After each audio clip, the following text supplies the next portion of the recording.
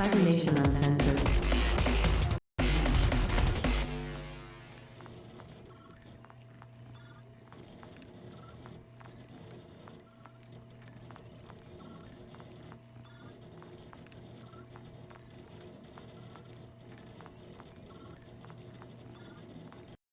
Yay, we're officially live. Everyone can see us and hear us now. Everybody say hi. Let's make sure. Hi, let's make sure. Hi. All right. Yeah, everybody in chat, let us know if anybody's muted, any of the videos freeze. We'll try to get that shit fixed right away for you. This is our weekly Fallout game. We do this every Friday right here, same place, same time. This team, with the exception of Jay, is from the Mad Queen channel. So if you're a little bit confused on Team Wasteland, you were watching it the previous season on Mad Queen's channel, and now you're watching here, you're in the right spot. This is the same team. Mad Queen's character had to go take care of family. In real life, she had to go do classes at Harvard, but in character, she had to take care of family. But luckily, Jerry the Ghoul, Sprocket, they met up with Yasuke, this samurai super mutant. So the team is continuing on. I'll do a little mini recap before we get started, just to bring everybody up to the current session, and we'll get into it. But before we do that, let's do like we always do. Let's go around the table, and everyone introduce yourself, let people know where they can find you online, and introduce your character as well. Brandon, start it off. Sure. Hi, I'm Brandon Perkins. You can find me at DM_Brando on the socials. And I'm a writer.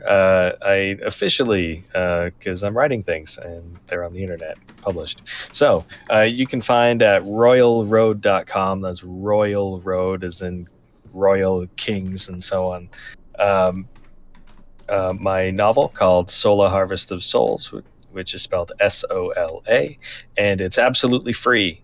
You can find it there by searching my name or searching Sola, SOLA, Harvest of Souls. And you can find all of part 1 there. I'm currently working on part 2 as well. We'll be posting new chapters sometime in the near future. And I'm playing Jerry the Ghoul, the ghouliest ghoul you've ever ghouled before. Yeah, perfect. Darth. Hey there, I'm Darth Zion. I do a lot of Fallout 76 and other Bethesda game content over on YouTube. You can find me at /Darth Zion Games there, or on any of the socials as well. And today I'm playing Sprocket, a mechanic Mr. Handy who's exploring the Wasteland with his new friends Jerry and Yasuke. Oh, yeah. Jay. Oh, hey, it's Jay Casual. You can find me on all social media at Just2Casual, where I do all kinds of talking about ttrpgs and game design, especially over on my Twitch channel, Casual Creativity, where I do variety streaming and also in the process of doing world building and a homebrew my own Deep Breath, the anime-inspired retrofuturistic urban fantasy setting where magic meets technology. You can follow that social media at Deep Breath RPG, and our website to subscribe for our Kickstarter launching hopefully before the summer at deepbreathrpg.com. That's DEEP, bread TH, RPG.com. And I am playing Yasuke, the super mutant samurai who has bound himself to Sprocket and Jerry to take care of Cleanwave. Oh, yeah, awesome. And I'm Rob Mulligan. I'm the overseer here, but I'm also the founder of Cybernation Uncensored, which is where you're at right now. This is my brand. Check it out. We have a bunch of game masters. We kick out lots of gameplay, but also lots of different series and tutorials and just all kinds of content. So dive in when you get a chance and show me some love. I'd really appreciate the follow, the subscribe. Check out Cybernation Uncensored, both here on Twitch and on YouTube. We also have a podcast, a very active Discord, Facebook group, Twitter, all that good stuff. So look up Cybernation Uncensored and join us. Also, keep in mind, as far as all the gameplay, this is our Fallout Friday. So, you know, thank God it's Fallout Friday, we like to say. And we have back-to-back sessions. We're starting it off here with Team Wasteland in Florida. And then after we're done, Overseer Capricious Nature is going to take over with his Team Asia, where Fallout is set in Asia. So watch our stream now, get into the gameplay, contribute ideas to chat, and then stick around for the next team stream after we're done. I want to give a shout out to my supporters on Patreon that opted in for the shout out. I seriously appreciate all of you. You are the fuel on my fire. You keep me creating. Kevin Morano, Joseph Holder, William Huddleston, Naomi Madlass, Jamie Minch, John Effort, Leaded Coffee, Michael Edmonds, who's also aka Akira, Chris Anderson, Dolan Pondsmith, Matt James, GM Reservoir Panda, Rothan, who's Renegade 420, Revolver Gray, Steve Barr of Sirenscape, shout out to Sirenscape, an official sponsor of Cybernation Uncensored, Zeno, GM Capricious Nature, who I mentioned earlier. Stick around, watch his Fallout game right after this. Cyber Smiley, him and Data Fortress 2020, Legends of Cyberpunk. They run Tales of the Forlorn Dopes, a series with us, the first and third Wednesday of every month. Tune into that and check that out. Lots of really good content of them chatting. Raven, Andy Stretton, Copious Salt, Jorge, and Tracy Goodwin, who's also part of the Fallout team coming up. So thank you guys so much for supporting me. Let's get into the gameplay now. So this is our team Wasteland. Like I said, they've been through so much. Check out all the previous sessions on the Mad Queen YouTube channel, the previous season, to see them running into cannibals, a Mickey Mouse cult at Disney World, running a missile silo, the Enclave at the old NASA station, running something called Clean Wave that they've been testing. It's just this stuff that they send out that has just been torching the earth and killing everything. They're making it to try to kill radiated creatures and such, but it's a work in progress. Obviously, it's killing everything. Then you have the Brotherhood down in South Miami, button heads with some raiders. The Northside Kings are in the north side of Miami, apparently. The team found that information out from this trader that they hooked up with called Gramps, Pep or Grandpa, whatever you want to call him. But yeah, they also found some mind-controlled ghouls and got into a sticky situation there for a moment. But luckily, they ran into Yasuke, the samurai mutant, super mutant. So when they got out of this bunker, he was able to take out that fucked up super mutant that's mind-controlling ghouls and turning people into ghouls. I mean, his intentions were good. He wanted to take out Brotherhood. He wanted to do good, but he's turning people to ghouls, mind-controlling. It was fucked up. But Yasuke took him out. The team took him out. They teamed up. They went back to that vault, got that up and running, let some of the survivors stay there temporarily, or at least for the moment, while they followed some raider that came knocking at the door.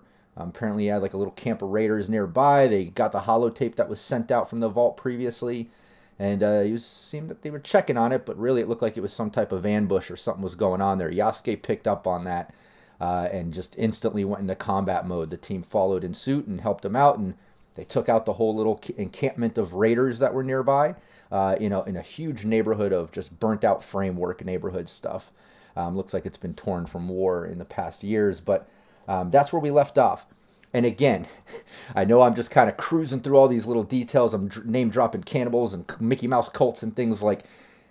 Check out those previous sessions. Get all those details. Great sessions. The team did some great role playing, awesome NPCs, plot twists, all that good stuff. But it's not necessary. Like I said, you can dive in and have fun with us right now. So let's do it. Let me get some Sirenscape sounds going. Shout out to Brandon making a custom set there for the sound. And yeah, let's continue right where you left off. So the team, let me bring up the dice overlay. The team basically took out all the raiders. Yasuke just finished off the last one. You're standing over the bodies. Blood sprayed everywhere. Most of you are covered. I think Yasuke the most, being up front and right with them. But the bodies are there. The battle has just calmed. Yeah, Yasuke's had his little moment of heading around and sticking heads on spikes, if I remember rightly, didn't they? Yeah, Yasuke definitely put up the heads on the spikes for a message to be sent before getting a sense of himself back. Oh, that's right. I forgot about heads on spikes. Also, Yasuke's been collecting some heads on a necklace too. Didn't he do that? Am I remembering that right? He did it first. He put that one on a spike too. That's right. Because he had to bring the head with him to let them know what's coming. That's right. I imagine that's terrifying as fuck. Jesus, imagine a samurai super mutant charging you with one of your partner's teammates' heads hanging out from a necklace. That's terrifying. But yeah, you spike up the heads. It's the calm after the storm right now.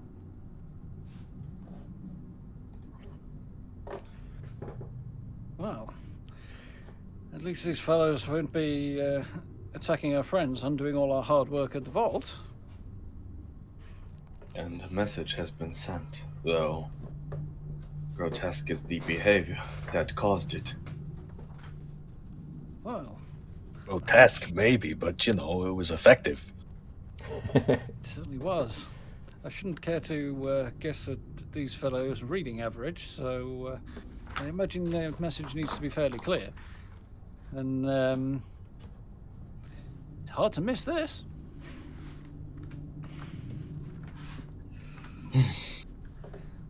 So Perhaps we should have a look around, make sure they haven't got any more friends hiding out or anybody expecting them back. Because, yeah, if we head off, we definitely don't want to be leaving a group of vengeful raiders behind us. Yeah, that's a good call. Did we already loot? I think we did, right? No, you didn't. We kind of left it right there. I think because that's something else too. We should just mention, with the Yasuke being a samurai super mutant, he has a moral code and things. But I think in this situation, he did say something along the lines like, "Yeah, we can loot these. I've desecrated the bodies. I've destroyed them," or something along those lines. I can't remember how it went down, but I remember it was okay.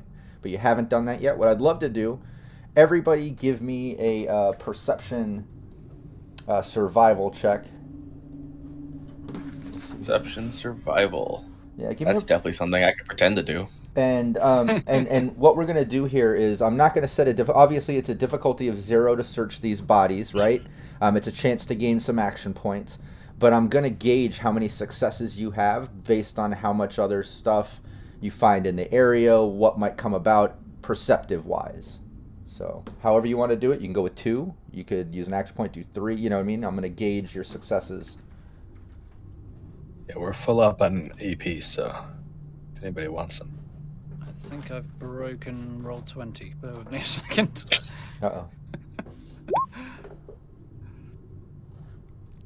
Something's not going very well anyway.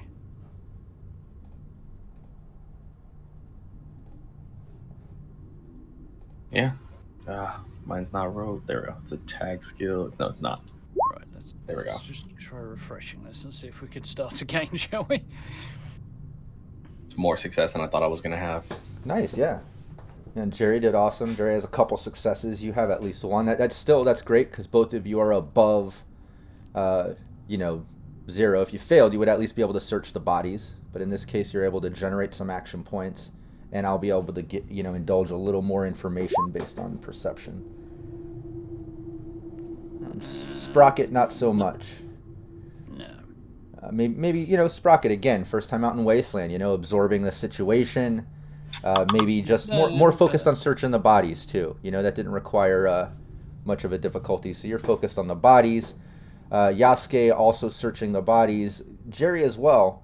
But Yasuke, you notice that in the area, you find like off to the side, it looks like there's some type of like safe, like a little commercial safe, like maybe like it was taken from a home or something like that, off to the side, next to like a bag, like a sack of goods and stuff. So looks like maybe the raiders had it off to the side of their campsite, like stashed behind a broken wall, and you were able to find that. Jerry, let's get into what you find in a moment. Let's first go over what you guys loot on the bodies, because that's the easiest thing, and all of you successfully did that. I'm just going to refer to the rule book, Raiders. So obviously they have road leathers, and there was 6 of them, correct me? Yeah. 6 is what I recall. Yeah, so you've got road leathers. Each one had a pipe gun, a tire iron. Each one had 1 cap on them, we'll say. And then aside from that, the main guy, he had a heavy raider chest piece, sturdy raider leg, both pieces, heavy raider arm pieces, 2 of those. He had 3 frag grenades. He had a hunting rifle, and he had 2 caps, not just 1 cap. He's a big timer.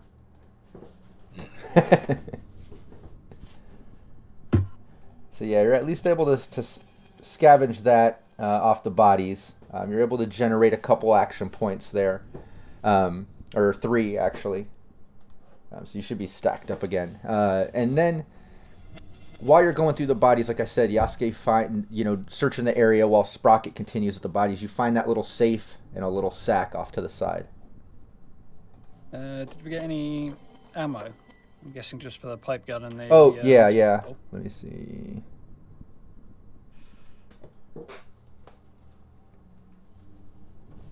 We'll say the weapons, they didn't have extra ammo on them, but the weapons were loaded.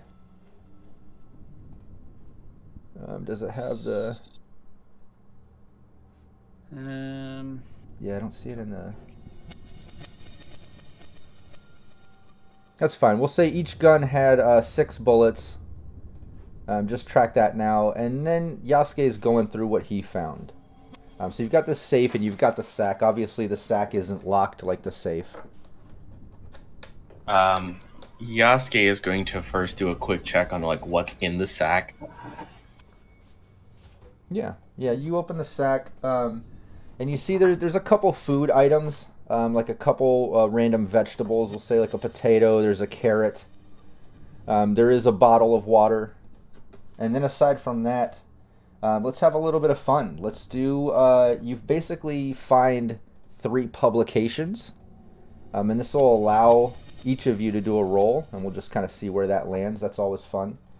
So if you go to page 174 of the rule book, and that's digitally. It's actually page 172, but 174 in the PDF.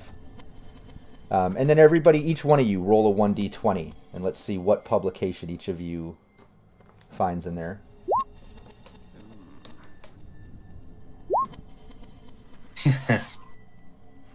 You can re-roll, Jay, since you got what Brandon got. Since you got you and Jerry can get different ones. Okay, cool. 8, 13, and 12. Is that right? Yep. Yeah. Okay, 8. Grognak the Barbarian. That's the first one. Who found that? Sprocket. I mean, anybody can keep any of these. But yeah, That one's probably going to suit Yasuke a little bit more. Yeah, let's read that one first. What is that? Grognak the Barbarian, and then there's a D10 to figure out which of the 5 Oh, okay, issues. yeah. Go for it. Give me the D10, Sprocket. Yeah, it's on page 176 of the PDF. D10. Yep. Number 5. 5. Jungle of the Bat Babies? Jungle of the Bat Babies. When you suffer poison damage, you gain +3 poison damage resistance. Oh, maybe that should go to Jerry, actually, then. Yeah, because actually I am immune to poison. Yeah, pretty sure I am as well. So that'd be good for Jerry if Jerry's not. That's cool. Here's a random little factoid for anybody who hasn't remembered it. Jungle of the Bat Babies is the issue of Grognak that you find in Fallout 4 in your kitchen right at the start of the game. Oh, really? Oh, yeah, it is. Good call. That's funny.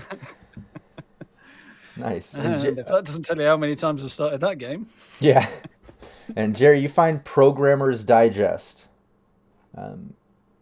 Yes. Yeah, so give and me... I feel like D20 for Programmer's Digest. I think most of them are D20. I think they all are. No, this one doesn't. It just says a magazine aimed at computer aficionados discussing programming languages, encryption, decryption techniques, and the latest of software. The perk, once when you fail a science test to hack into a computer terminal and would be locked out, prevented from trying again, you may choose not to be locked out, allowing you to make another attempt if you learn this perk.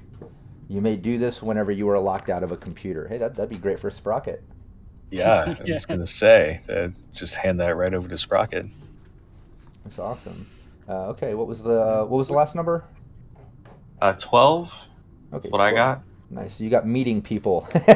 Hey, a social, perfect for a samurai. Super meeting. Absolutely. That's funny. Where's meeting people? A magazine aimed at those who lack social grace. Meeting People magazine advertises itself as a primer for social interaction, giving tips on how to find and make friends, dating advice, and guidance on building confidence and spotting social cues. The perk is, once when you roll 1 or more complications on a speech test, you may ignore those complications. If you learn this perk, you may do this once per scene. Oh, that's helpful to the person who chooses to talk to no one. Well, there you go. You can that might be good for Jerry again, you know. But either way, the team is a total. You found these 3 publications, and we'll say, and that food. I already mentioned that. Yeah, that's right. Potato, carrot, a bottle of water, and these 3 publications in that sack. And then it looks like the safe. It's locked. It'll take a pick lock. I'd like to try to punch it open. Yeah, go for it. Because otherwise it'll have to be a lock pick. But give it a punch. Just keep in mind, if you get a complication, it could... Yeah. Yeah. We're going to see. Are we full on action points right now, just to be safe? Oh, yeah. All right, I'm gonna spend an extra point to roll an additional die for this. Go for it. Unarmed strike with my Emma knuckles. So that's 2 successes. Nice. Yeah, you basically punch the front door. It looked like Jerry was about to think about picking that lock, but Yasuke just quickly gives it a punch, and you see it just bend and warp, and one of the hinges cracks. Yeah, it just completely breaks the door. And it pops open, and you see in this safe, you're seeing 10 rounds. We'll say 3 sets of 10 rounds for the rifles. 3 of the 6. We'll check that. And Yasuke will just hand those over Yeah, to 3 Jared, because Yasuke's like, I don't do bullets. And there's a Pip-Boy in there. Handy. Yasuke, you have a Pip-Boy already, right? Yeah, Yasuke has one and has no idea how to use it other than to turn a light on. Right. Then if... He wears as a thumb ring. Basically. I guess I'll take this Pip-Boy then, too, if that's okay. Yasuke just hands it over. I have no need for it. How much ammo was that again? There was 3 sets of 10. rounds? Yeah, 10 rounds. And 3 little sets of 10 rounds. So 30 rounds. 30 rounds. And that was for the rifle. I'm sorry, I don't have the page on me, but I don't know what they... I think The hunting rifles are rifle, was it? Just at 10. 38? Not 308 right there. 308 for a 308? hunting rifle. Oh yeah, the hunting rifle's 308, okay. Oh, that's perfect, because There you that's go. what I use. Nice. I mean, Well, you got 30 yeah. of them. Perfect. Thank you. And yeah, while you're going through that, Yasuke opens the sack. You guys are enjoying the publications and take the food. Notice there's water in there, and then aside from that, Yasuke punches the safe open as you're getting the Pip-Boy and going through the ammo. Jerry, the others aren't noticing it. Maybe they're still looking at the publications. Sprocket's looking at that computer one, and Yasuke's looking really confused at the social skill one, like it's just not making sense, but he's trying to read it and check it out. But while they're doing that, and you're kind of putting on the Pip-Boy, you hear it sounds like it's coming from like where you're on this side of the campsite behind some of the broken down walls where the safe and sack was. You can hear on the other side of the campsite, maybe behind some of those other walls, almost like a moaning or like a muffled crying. Like the others don't notice that. I'll put my finger up just to kind of get their attention, and then I'll point in that direction and signal that I hear something. And I'm going to head over there, gun at the ready to fire from the hip if need be. Yasuke will kind of put everything down and go towards that direction. Combat is more his forte. Oh, Sprocket's going to kind of bob along behind them, as he does. Okay, yeah, you make your way over there. As you get closer, you can hear some like movement noises, and as you come around one of the broken walls that kind of leads into what would be a house, but this is all kind of framework and broken walls. You come in there and you see on the other side of that wall some more makeshift like bedding laid down, like maybe where they had like the fire in the campsite where they were posted up eating. Maybe they were sleeping on this side or something, because there's some sleeping pads. But there's also a tied up female. It's a female. She looks like she's just looks like a wastelander. She looks like she's in her maybe late teens, early 20s. Can't be any more than like 20 years old, maybe at most. But she's all tied up. She's gagged. And when you come around the corner and look, she looks up and just makes eye contact with you, and then looks at Yasuke, looks at Sprocket, looks back at you, Jerry, and she just starts like screaming, like freaking out.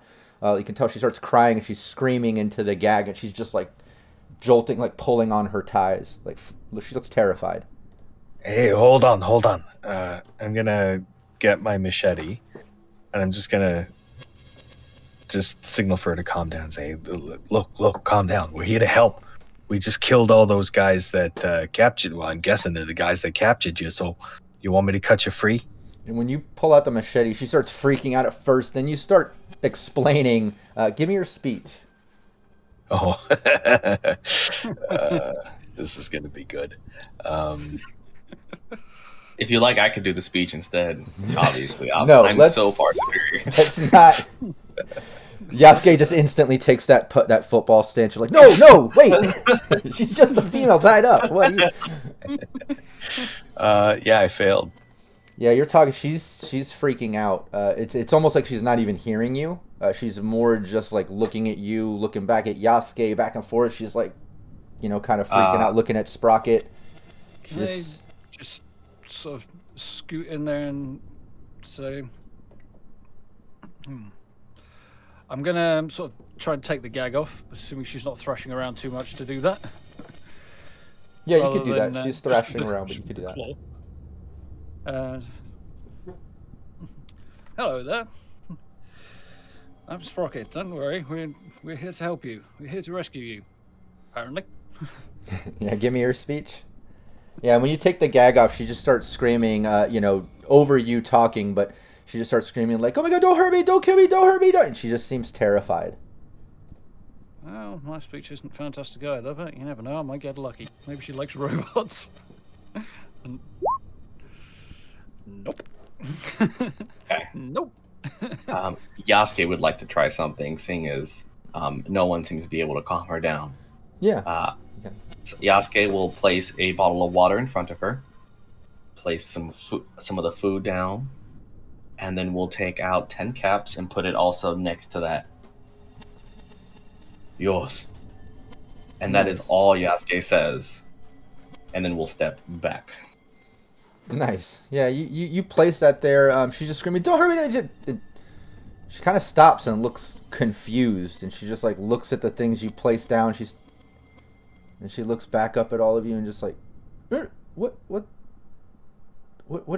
is it? You're not gonna hurt me?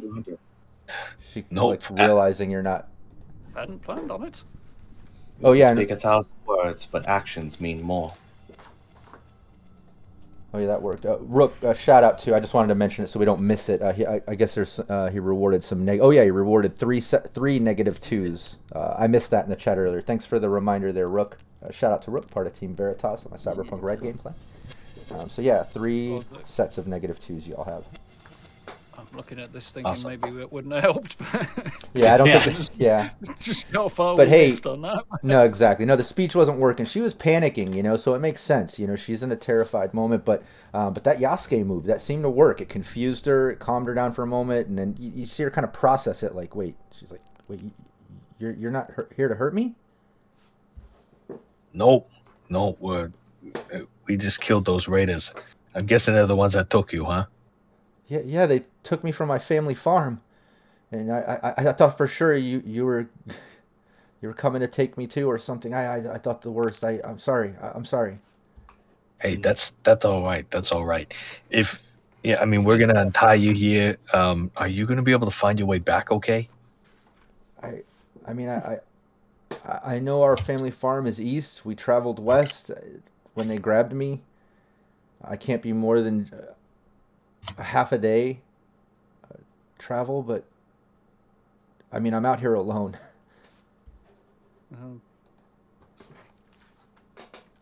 Look, we found some pipe guns. Maybe you could use one of these to help protect yourself, or I don't know what to do. What do you think, Sprocket and Yasuke? And you see her she takes the pipe gun and she's like holding it. She's kind of like, yeah, I've used one before. She looks nervous. How far away from the vault are we roughly? Just a short walk, really. Oh yeah, you're only just a short walk to the vault. They took you from your farm, you say? Yeah, my dad and my brother. We run a farm, and I was tending to one of the fields when they came through out of nowhere, and they just grabbed me. Do you know the state of the farm or your family? They should be fine. I don't know. These raiders came and grabbed me and just took me. Well, it looks like we may have gotten here just in time then. Yeah, I don't know what their plans were, but I'm pretty sure it wasn't going to be good. Well, fortunately, I don't think anybody's going to be finding that out. Half a day, you said? Yeah. Yeah, it has to be about a half a day because they took me first thing in the morning before sun was coming up when we got started in the fields, and now it's midday and I'm here. I mean, I know they stopped to set up camp. They were listening to some holotape and talking about some plans or something, so I know they were camping to do something. I don't know, but then obviously you came in and stopped everything and saved me, so. Do you know what direction your farm is from here? She just kind of points east. She's like, it's that way. It's probably about halfway to Miami. Half a day is not that far from here. Jerry, Sprocket, do you know of which our next destination? Is this along the way? Would this be on the way? Yeah, she said it's to the east. You guys, well, it depends. You know, if you're going back to the vault first, that's just a walk in the opposite direction. But if you guys are planning on heading towards Miami, that's the direction she's pointing to. Her farm is to the east, you know, halfway to Miami from here. Yeah, maybe somewhat southeast from where we are, wouldn't it? Give or take. Exactly, yeah, roughly. And also, I'm streamlining a little bit just so chat knows, everybody knows, obviously, to walk across the width of Florida might take more than, you know what I mean? I'm streamlining a little bit of gameplay. Walking. I don't want, yeah, there you go. You're all on Yasuke's back. He's speed walking the long stride, yeah, real long legs. Yasuke's got really long legs. Sprocket's got a jet thruster. That's true. Jerry's going to be running to keep up. Yeah. But yeah, it seems like it'd be on the way. You know, she says it's towards the east, about halfway to Miami. I know it's a half a day's travel to our family farm. It's that direction. Well, we have a few things we need to pick up, but we are also heading that way. Well, if you could take me to my family farm, and I'd be indebted to you. I'm scared to travel by myself. How far from the vault was this bunker that we were at previously? Like a few hours walk or something? Yeah. Yeah, that was north. And again, you know, we can streamline things too. Like if you have plans you want to do, you know, throughout this day, like if you had to go to the bunker and, you know, back up to grab the things that you left there to bring down to the vault, get situated in the vault, and then try to help this girl, whatever. You know, you just tell me your plans and things you want to do, and we'll get to those moments and things. But we can streamline some travel stuff, yeah. Well, I think we should let our friends in the vault know that whatever these readers had in mind, that won't be happening anymore.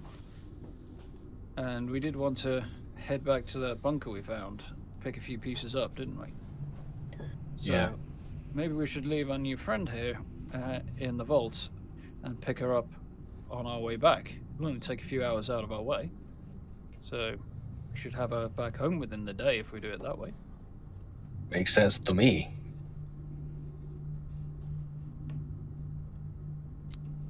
Yes. Yeah, and you could do that. How does our newly rescued young lady feel about this idea?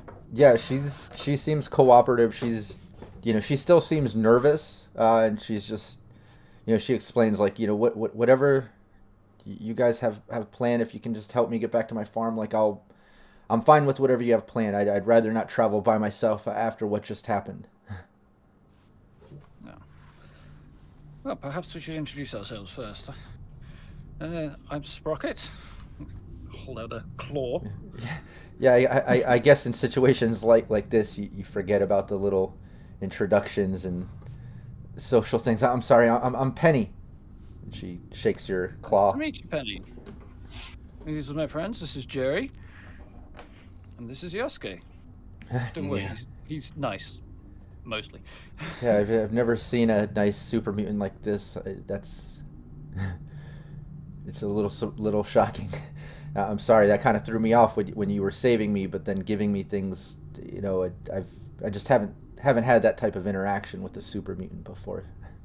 It is fine. I was taught the ways of Bushido, and in that they say, it is not about the words you provide, it is about the actions you perform. Well, I'm lucky. It could have been really bad if it wasn't this way, but... And then and thank you as well, Jerry. I really appreciate it. My stepmother was a ghoul, so I'm familiar with ghouls, and I appreciate that. I just wanted you to know I didn't have anything against you. I was just terrified over the situation. And anyways, I thank you. I'll follow wherever we're going. Yeah, no problem. No problem. Okay, we're going to take you to this vault, and then we'll come back and take you home after, okay? Okay. Yeah. Yeah, and you guys... What was that? We have some friends just up here, and I think we could say there was a little favour here, so I'm sure they'll look after you for a few hours until we can head back off to your farm. Okay. That sounds good. I mean, yeah, you guys are easily get back to the vault, make your way back into the atrium in there, and everybody's in there from the vault. Zach, Sally, was it Little Timmy? Yeah, we decided on Timmy. Little Timmy's in there, but they're all there. You introduce, Timmy? Yeah, you introduce them to Penny. They seem to get along. They offer her some food and water and things. They all seem to be kind of caring for her, and they're all happy to see all of you come back. And then I guess you explain, like, here, watch over her. We're gonna, or what are you gonna tell them? We found more than one pipe gun there, so I guess we could give some of these guns to the vault for protection, because they don't actually have an armory, do they? No, they just have those protectrons that, walk inside. They've got the turret in the front entrance. That's about it. Right. Yeah, they need better than that.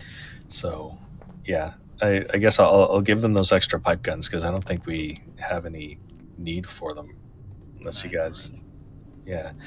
So they'll have those, and that takes 38 ammo. So I guess they'll take whatever ammo the guns came with. Okay. 6 shots for each gun, didn't we? So. Yeah. Okay. Yeah, you hook them up. Zach and them just they take the weapons. All right, thanks. I mean, we don't have a lot of experience shooting, but I mean, I get it. Point, pull the trigger. Like, we'll protect ourselves. We really appreciate everything you guys are doing. You're most welcome. Just remember to close the door behind us. Oh yeah, no, I'll close that as soon as you leave.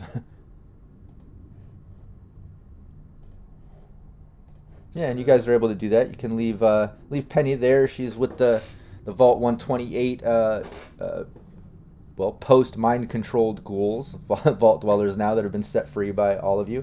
And you leave Penny there. She's gonna stay there, eat. They're gonna protect her. They close the door. They've got the weapons, the protectrons. It seems like it's much more secure now in this situation.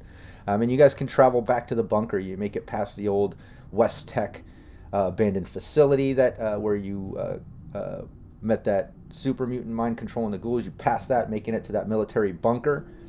And now you're back at the bunker. You can go down there, grab the supplies that you left that you were hiding from that super mutant. You gather all those up. What was that, Sprocket? I was going to say, I'm guessing Yasuke's not fitting down there either if the other super mutant didn't. No, exactly. I was going to say, at least Jerry and Sprocket can go down and grab the things, but now it's much easier. Like, Yasuke can totally just, one hand grab them and just carry them all now. You don't even have to, like, makeshift a sled and drag all this shit. Like, Yasuke can just carry that, So that's kind of cool. Yep, shout out to my beautiful wife, Val Mulligan, for tuning in. She had to get back to work. I appreciate that. But yeah. I can carry about 260 pounds of weight. Yeah, that's awesome. Should we dump all this stuff out and see what we want to carry and see what we want to keep, and maybe some stuff that we can potentially sell? Yeah, and if you want to streamline, I can say, you grab that stuff and then you spend a couple hours traveling, taking it back to the vault, getting, regrouping back at the vault where you can kind of lay things out and decide what you're doing, like Sprocket just suggested. So let's pretend Sprocket just said that and laid it out, and you're at the vault now, back with everything.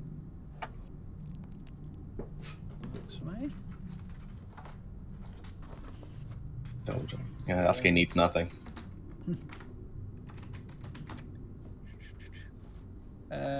Did we already have... there's a missile launcher. We've got a few other bits and pieces, some machetes. There's a couple of assault rifles here. And a couple of frag mines that I've got. there's anything else in there that we want to hang on to. I don't know if I'm going to bother with the assault rifles because the hunting rifle and combat rifle I have are really good. So I don't know. I guess that's something that we could gift to the vault too, unless we wanted to sell them. I would imagine they'll go for a bit. I don't know how we're doing on the caps front if we do want to buy anything else at some point in the future. Yeah, I'm low on caps, so. And keep in mind this too, not to, well, just to give you options and things to consider. And this is something we'll go over in detail in future sessions. But this Game Master's kit, you do build a rep with the different factions and things, right? So, like for instance, House of Mouse, you have a great rep with. You can always call on them for supplies, place to stay, trade favors, like you're in good with them. Obviously, you don't have a rep with Enclave, Brotherhood of Steel, or other factions that you know about but you haven't interacted with yet, right? But this vault, now you've saved these mind control ghouls and brought them back to a vault that you guys kind of cleared and found little Timmy in. Sprocket's the one that can control the system. He released the defense. You kind of showed, what's his name, Zach, how to at least open, close the doors, run the system a little. But just like Sprocket has the mechanic shop as a potential home base with that car that he was restoring, you kind of have this vault as well. You can consider this a bit of a home base too. Zach, Sally, little Timmy, they're by no means an overseer or leader. They're happy to be free and they'll protect it and they'll do what they can. But keep that in mind too, that you can always kind of consider this Sprocket's place as kind of home base locations to leave things go to if you ever need to, for as long as they're there. You keep that in mind. And then, like I said, you're in good with the House of Mouse cult. That faction really likes you guys too, and they like Yasuke too. Yasuke ran into them in the past, and they really love his moral code and stuff. I think I'm going to take a couple of frag mines. Have you got the missile launcher, Jerry? Did you have it anyway? Yeah, I guess I'll take it. I don't have any explosives or big guns, so we could take it and try to use it, but it could be disastrous. Yeah, missile. What does missile launcher use? Is that explosives or is that? It's strictly missiles, is what it says, I think. That's but I mean the skill. The skill. You use, is it big guns? I think it. Oh, is it not big weapon? Missile launcher, right? It's usually big guns in the games. Big guns or explosives? I would say it's big guns. So yeah, whoever has the big gun skill obviously would have better luck using that missile launcher. But you can always use it. Regardless, it's just difficult to hit. Oh wait, I have big guns. Who knew? Oh, you do? I didn't even realize I did that. Oh, you can carry that missile launcher. Nice. At least you have a little better luck with that missile launcher, probably. Yeah. And that comes with 6 missiles. Nice. I'll better luck just throwing the missiles. I know. That's true. Yeah, you should probably take those frag grenades then that we had before. Kind of stash those. All right, so I can add those real quick. Well, the missile launcher will be on explosives. Yeah, missile launcher, 6 missiles, and then how many grenades were you giving Yasuke? All of them. I don't remember how many there were total. I think it was 2 or 3. So is it back in the chat anywhere, maybe? and frag grenades. I'll update those stats in the number that I have so I can keep that in track. But 6 missiles that I'll just kind of keep next to my blade in case I ever need to launch it. If it's there, I can't find it quickly anyway. There's some random bits of clothing, a random T-45 legs, some plasma rounds. A few other bits and pieces that we could leave in store in the vault. Yeah, if you want, we can assume, if there's anything specific that needs to go to specific characters, like Yasuke, he can actually make use of the missile launcher, right? So, like, you give him the grenades. If there's anything specific, make sure everybody gets the specific things they need, like energy things to Sprocket, right? And then once you guys figure out if any of you has something that a different character probably could make use of better, once you settle that, just let me know which items you're going to leave in the vault or whatever. or which ones you're not taking with you. And Do you want to have a look at that combat armor, Jerry? Yeah, of course. This looks really good. The combat armor, was that full suits? It was heavy combat armor as well, so that's a really big jump. was that on? Was that from the From bunker? yeah. It's from the bunker, yeah. No, it would have been in pieces. Okay. I can't remember. Probably cut 2 pieces then, because we found 2. Whatever. Yeah. Yeah, I know there was. You found multiples of them. Oh, here. There it is. This will make it easy. We definitely didn't roll for which components of combat armor it was. So And I think, did we take the minigun? Did you guys? We didn't take the minigun just for storage reasons. We the left one that was on. we left it so we wouldn't defile the body. Yep. So I'm gonna make sure. Yeah, That's why I and- wrote that we grab it. And I was like, did we? Okay. No, they didn't, because they didn't want to piss off Yasuke. They didn't want to piss you off. But yeah, we'll say it's Chop down We'll the say super mutant who really screwed us up. exactly after seeing that. No, but after yeah, you find for the heavy torso and right leg. Ooh. Okay. Okay. It's gonna be a big upgrade. Yeah. I'm gonna have to look those up.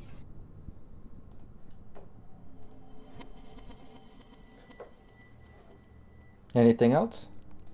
I'm out of the supplies. Nothing else on my list that I'd want to carry. Apart from carrying a couple of frag mines, but it's a couple of frag mines. All right, cool. Yeah, I So think that's it for me. yeah, so what's being left in the vault? What are you guys not taking? Do you want to write all this down now, or do you want us to send you? Oh a list no, later not on? at all. I just wanted you to just tell me, because you have the list there. You know what I mean? I just wanted to know. I've just got the stuff that Sprocket found written down here. So there's 12 plasma rounds, a T45 power armor right leg, sack hood, some moonshine, some tough clothing, 3 sets of 4 machetes, 2 assault rifles, and 4 Brahmin milk. And there's 25.56 rounds as well.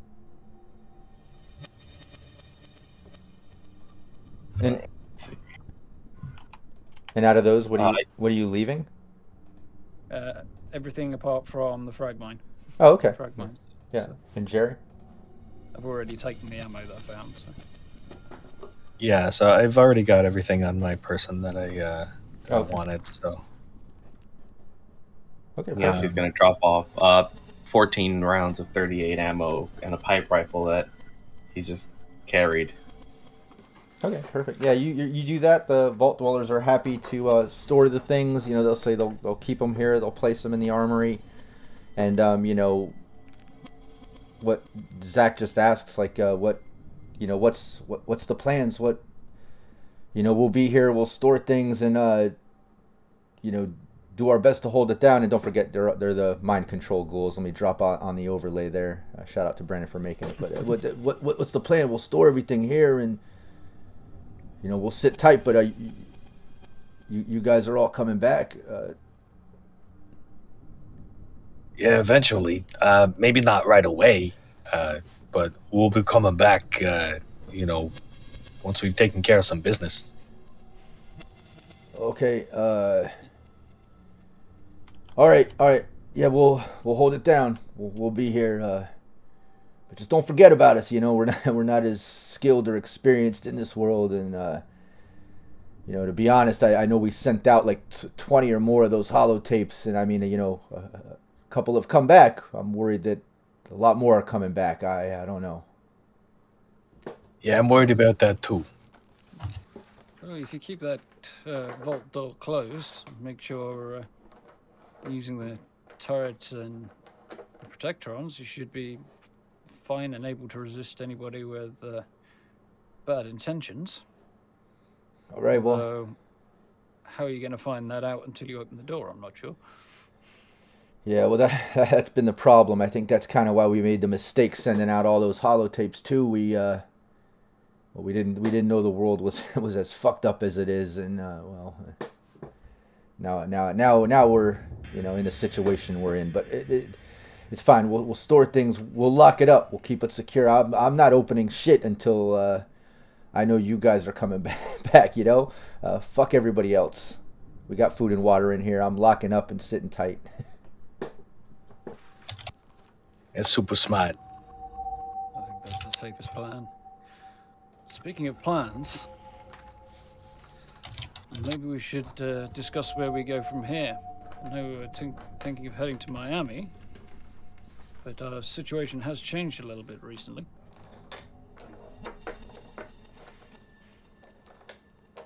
Yeah, now what we'll do is let's take our 5-minute bio break. Nobody in chat go anywhere. I'm going to leave the mics hot. That way the team can discuss the next steps. Whether you're escorting Penny, heading to Miami, what's the big term plan, short term plan. And like I said, I'll leave the mics hot. That way chat can contribute ideas. And look at me. I actually got a little break time, 5-minute break image there. So I'll pull that up on the overlay. Again, mics are hot. So we'll be back. 5 minutes. Yeah, I'm going to hit the bathroom briefly. I shan't be very long. Let's do that, and you don't have to listen to me. So obviously we're gonna go find a random group of people and kill them for the experience. I mean, for the knowledge of how to fight better. Mm-hmm. Yeah, of course. We're we're enterprising, and that's just the sort of thing we're gonna do. It's preemptive in a way, there's a lot of bad people out there. You take them out before they go bad. I will say, Yasuke has no idea where Clean Wave is or any idea of what to do, just knows it needs to stop. So Yasuke is terrible at helping plan any action up until right before we have to do something. Long-term planning is not Yasuke's strong suit. Oh, we're totally still going to ask anyway. Yasuke's like, I do not know. I do not even know where has no idea where Clean Wave. Just heard about it and was like, I need to stop it. And that's all Yasuke knows. Cool. Our big challenge is really coming up because we got to talk to the Brotherhood, and I don't know how we're going to do that. Yeah, me neither. I think what we're gonna do is we're gonna show up and we're gonna be like, I challenge Alita to a duel, and that's all we're gonna do. Yeah, that makes sense. That they've got some sort of an honor-driven culture, right? We can, take leadership by defeating their leader. Yeah, knights versus samurai. It's what everybody always wanted. Yeah, okay. Sounds good to me. Just sit back and watch that. That's awesome. Yeah, it'll be fine. Totally cool. Be super wicked awesome. Yeah, I'm legitimately looking at just a few notes to get a refresher on what Yasuke would even know about the Brotherhood, and I'm realizing nothing. Right.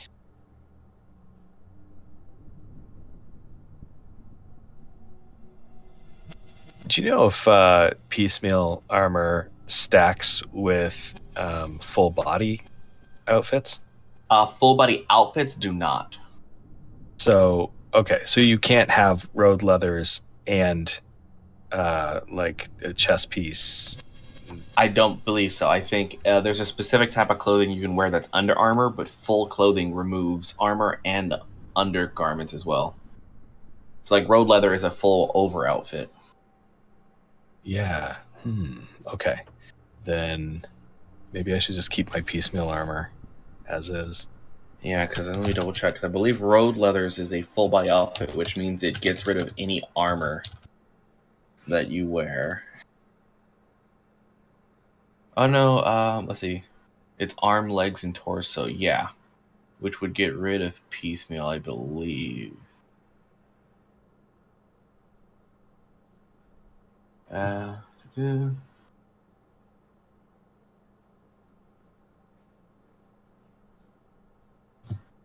Yep, I did a check. It basically overrides. Wearing an outfit removes the ability to wear an alternative armor.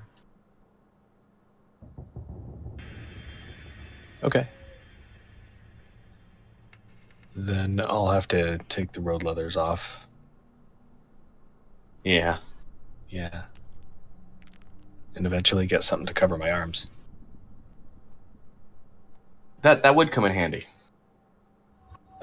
Stink Palm is saying road leathers are clothing, so you can wear armor. You can, because road leathers actually is described specifically as clothing, not outfits.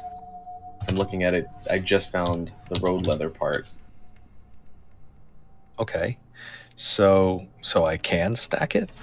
I'm looking at, it looks like you actually can, because road leathers is not part of the outfit, it's part of clothing. So the Brotherhood of Steel uniform, casual clothing, harness, military fatigues, road leathers, tough clothing, and a vault jumpsuit can all be worn under armor, but the outfits can't. So, yeah, road leathers counts as under, so you can wear that and your piecemeal. Thanks, Stink Palm. And Rook, you're absolutely right. Chafing would be bad. Oh, yeah. You don't stack the DR, you take the higher of either. That makes sense. That makes a lot of sense. Okay, that makes...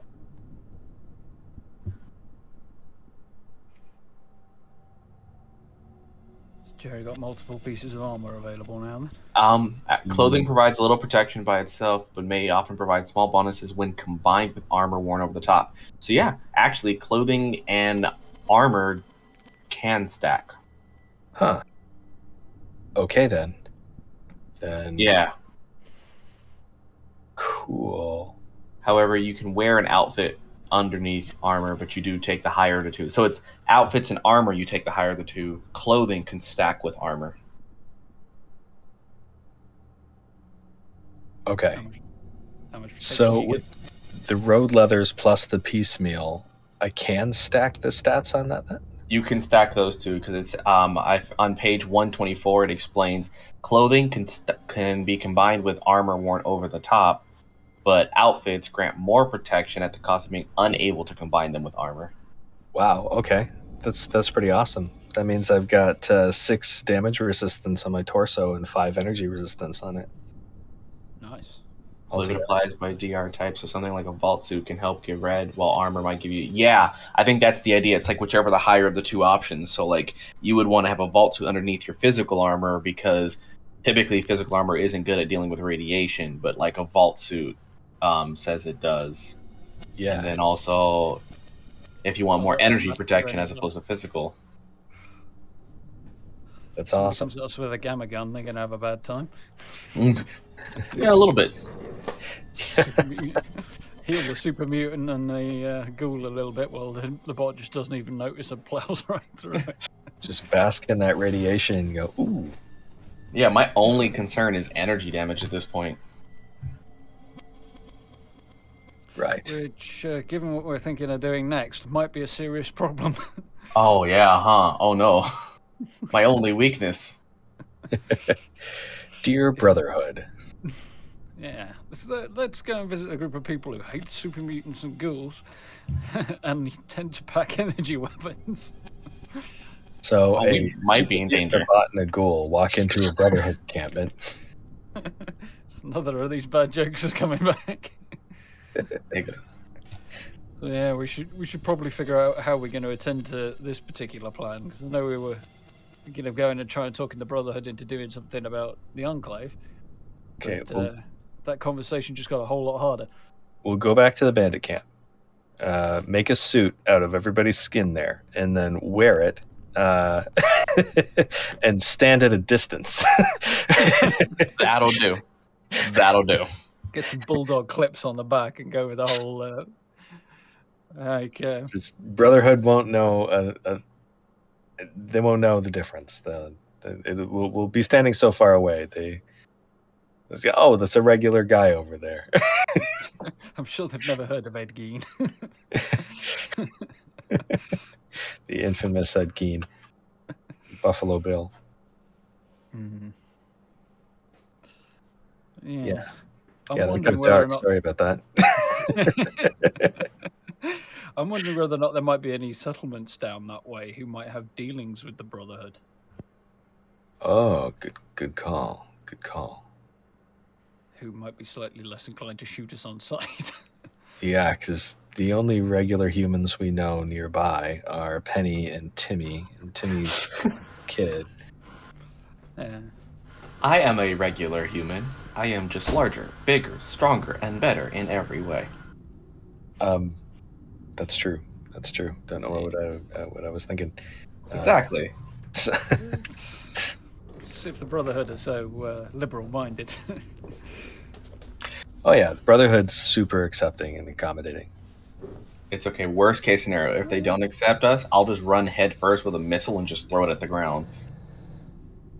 Depends just how fortified they are, though, because we've got no idea what kind of setup they might have down there, other than the fact that they're somewhere in the south end of Miami. All I want to do now is attach like one of the grenades to one of my throwing knives and throw it at someone and stab it, then like make it detonate that way. These are the goals I have in life now. It reminds me of there's a bit in Peacemaker. I don't want to spoil it for anybody, but there's a bit with a tank shell that was taped to a grenade. That see, I seen it. I Peacemaker? watched that. Yeah. Love that series. Yeah, I'm not fully caught up yet myself. It's all right. That Let's bit go was back. fun. Hey, we're back. Everybody can see us and hear us. I always do it right when Jay takes a bite of food. Every time. It's like you know it's coming. I literally was just talking about that. Whatever it was in the Sirenscape stream, I think I mentioned that. Yeah. Yeah, it was to me and Brandon talked about that. I was like, "Fuck, man! I come back from break right when you bite food." I almost did it to another player. Whatever. That's my thing now. That's my thing now. That's what I do. You want me as a game master? You're gonna be on screen eating food. That's what I do. All right. It like my lunch just arrived too. I was like, let me get it before we come back. That's so funny. All right, cool. Everyone's in the vault. All the equipment, supplies, gear, weapons, anything that you want to leave, safe there. You know, these vault dwellers are indebted to you. You saved them. They're, happy to have you back. They know you're going off to do whatever you have to do. They're eager for you to come back and join them. But that's where you're at. You're at the vault. You're there with Penny. And the vault dwellers, they're ready to lock up and let you head on your way. But obviously you all need to make your plan. So, or at least what you're doing next. I think we're decided the Brotherhood, but not actually. yeah, the logistics are still a bit problematic on that at the moment. Yeah, we're Clarice short. One human down. Our plan was kind of depending on them not shooting her on sight, and No, I'm not sure Penny would be up to talking to the Brotherhood on our behalf. well, let's get the first thing I think we need to do is get her home anyway. We might be able to get a bit more information from maybe her and her family. Once we get back, they might know something. And yeah, if there's maybe any other people living down that way, any farmers or settlements or anything like that, they might know more as well. Maybe even get us an introduction that doesn't get us shot or kidnapped in Sprocket's case. True. Botnapped. Yeah, so Penny's just looking at you through, eagerly while you're discussing this. And so you will escort me home? Yeah, for sure. We're going to make sure you get home safely. Okay. Okay, thank you. Yeah, you got it. So, And what time of day is it? Is it still like the end of the day or? Yeah, now it's getting to late afternoon. You spent all day traveling back to the bunker, grabbing things back to the vault. It's late afternoon. There's still some daylight going on. I believe our best bet is to wait until the next daybreak, then travel the road to deliver Penny back home. Yeah, that sounds good. Probably catch some shut-eye in this nice comfy place where they got plush, soft beds. yes. If, It's frequently safe and secure, so... if you think it's safer and safe and secure, then that's fine. I'll stay here. I'll do whatever you guys think is best. I just want to get home safe. I think traveling during the day is probably safer. It's certainly was before the war. I can't imagine that has changed a great deal in the last 200 years. Oh yeah, well it's easier to see death claws in the day. It's at night when, it's all dark and stuff. It's really hard to see them around corners and whatnot. He's used to see death what now? Oh, it's like some sort of a mutated lizard kind of thing. It's huge. Liable to bite your head right off your shoulder. So, or in your case, your eye stalks, and then rip your little claws off. Yeah, they're not nice. Mild important question. Has Yasuke encountered a death claw traveling from his sanctuary place to Florida at all? Yeah. Okay. Yeah, he's Said to familiar. make sure. So I'm guessing he hasn't had much of a fight with one, given levels and stuff. But Yeah. Familiarity might be there. Yeah, he's Sprocket on the other end. exactly, yeah. No, and Penny hears you all discussing this too, and she kind of chimes in like well, just so you know, there's not a whole lot of stuff like that going on as you head towards Miami. Like the Brotherhood have cleared out a lot of the areas, and the most problem are the random raiders that travel through and fucked up people. But we haven't had to deal with a lot of death claws or things like that ever since Brotherhood came down into Miami. At least they're good for something. Brotherhood, I mean. Good to hear. Yeah. But if we can get some sleep and leave first thing in the morning, I'd love to get back to my dad and brother. I'm sure they're worried about me. Yeah, for sure. Sounds like a good plan. Then we rest, recover, reprieve, and then return to the road. Yes. All the odds. Oh yeah, yeah. You're able to get some good dinner, and this is crazy. You're actually getting multiple meals in a day. Normally you're in survival mode. You at least get a meal a day. You're avoiding fatigue by getting some sleep, and you continue on. But you guys are kind of living in luxury these past 24 hours. You got nice beds, good food, clean water, even company that looks up to you and respects you. That that you saved these vault dwellers. So. You're in a good place. So everybody's able to rest. You get sleep over the night, a little bit of socializing. Unless there's anything particular you want to bring up, I'll just streamline to the next morning. It's just to be known that Yasuke, while everybody's comfortably relaxing and eating, Yasuke will spend most of the night doing training, from physical training to training with the small blade he carries, and just shadow boxing for like hours before calling it a night. It'd be cool too if everybody maybe describes their luck trinket or memento, and just spends a minute on that. Get a luck point back. I know we haven't spent a lot of time doing that. We've kind of now would be a good time. Let's get into that. What does Jerry have as far as a trinket or memento, and how would he restore his a luck point? It's a necklace made of junk. And it would be junk to anybody else, but to Jerry, it means a lot because it's the only thing he's got left of his old life. And it's a Nuka-Cola, like a special limited edition Nuka-Cola bottle cap that he's got on the string.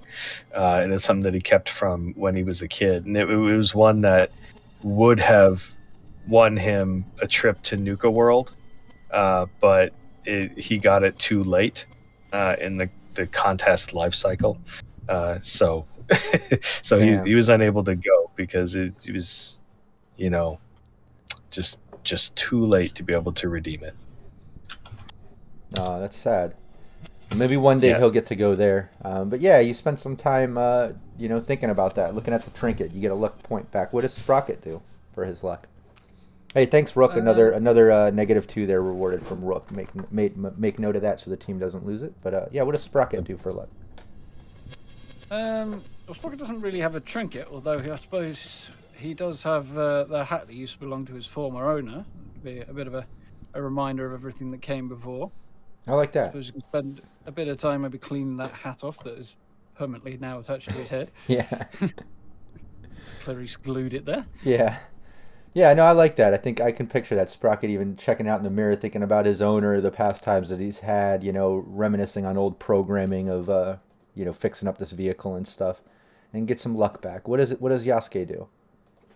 Yasuke throughout the training, very particularly though, takes a meditative time to do a lot of that. He has like scented little incense around him that he does for the aroma, which doesn't smell great because they're not the best aroma. It's what makeshift. But particularly, he does kind of meditate near an old military ID tag that the picture has already been scraped out, the name has been scratched out, but it has like identification numbers and a few other details that he can't seem to remember, and meditates fondly over what those details means.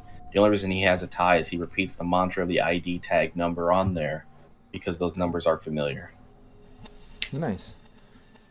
Yeah, you do that, you can get some luck back. Precious is redeeming something. Oh, yeah, redeem something pointless and random. Yeah, I'll come up with that in a moment. We'll bring that into gameplay. But yeah, everybody's able to get some luck back, get some rest, get some food, and start the next day. The first thing you notice is the something pointless and random. It seems like the vault has some type of alarm system activated now. Maybe Zach activated it or put it in. So there's actually like a morning alarm that goes off 6 a.m. sunrise. Gets everybody up to start the day. Capricious did something random and pointless. I want to make it the alarm, but Capricious, why don't you think of what song or statement? What does this alarm play to wake everybody up? It could be something retro, something from the 50s, something modern, something Fallout, comical, something scary. Think of something. But that pointless and random alarm goes off in the morning, waking everyone up. See if Cap comes up with something fun for the song. But yeah, everybody wakes up.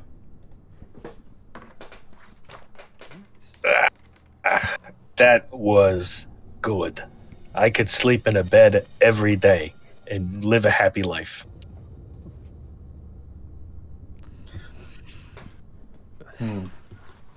Yasuke enjoyed it. Yasuke wakes up immediately and works out again. Yeah, and Penny gets up too. He never quits, does he? Why, he's so big. Drinks his milk and he does his push-ups. Yeah, he's scary. That's okay. He's on our side. Yeah, and instead of waiting, I was gonna say a song "Fuck the Police" by NWA. Completely different route. I was just gonna chime in and say that it was the Macarena song, and it was really weird because when you three wake up, you see the other vault dwellers doing they all wake up and do this fucking Macarena thing to the song. Like that's how they wake up. But I also like "Fuck the Police" by NWA because I actually like that song. But that's funny. Blasting full volume. I like that too, though.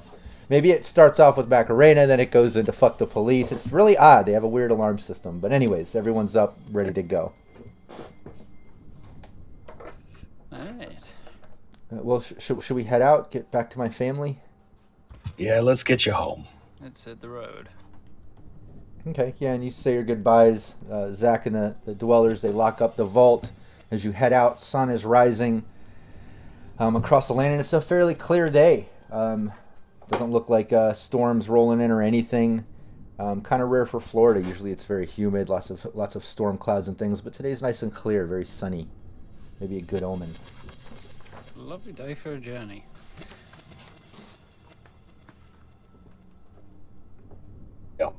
Yeah. Good prospect for starting out on a journey. Very unlike the usual weather. So you said, Penny, that you are off to the east somewhere? Yeah, if we just head east towards Miami, I think if we stay on this main road that the raiders were taking down, it'll end up back towards our land.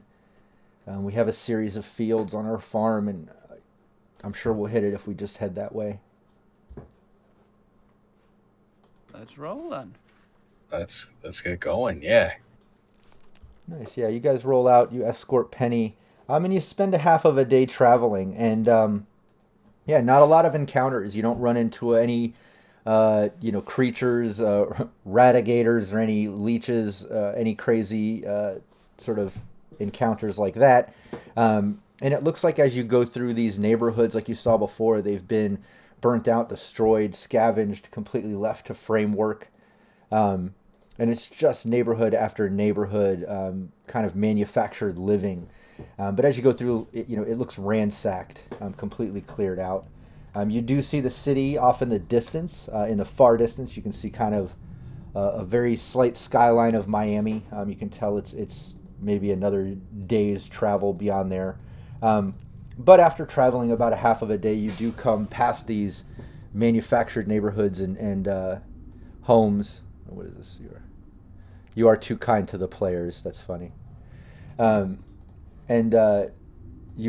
basically make it out to this clearing of what looks like farms. You come out of this neighborhood and you see a series of fields. You can see a farmhouse. You can see in some of the fields off to the right, you can see a couple bots kind of pulling equipment through the field. And yeah, everybody give me a sneak check. This will be difficulty of 3. Capricious. My God, our sessions are going to contrast like hell. Maybe you haven't seen our previous sessions, but I don't know about that. Ours have been pretty fucking brutal.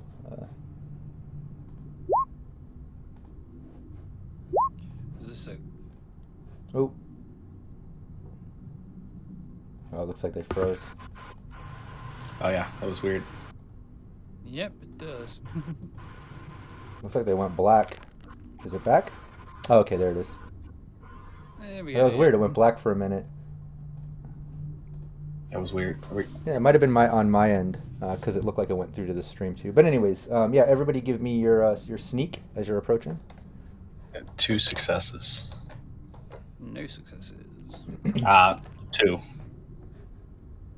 Okay, yeah, as you're approaching, you basically hear a dog start barking, and this dog kind of comes running across the field towards you and barking.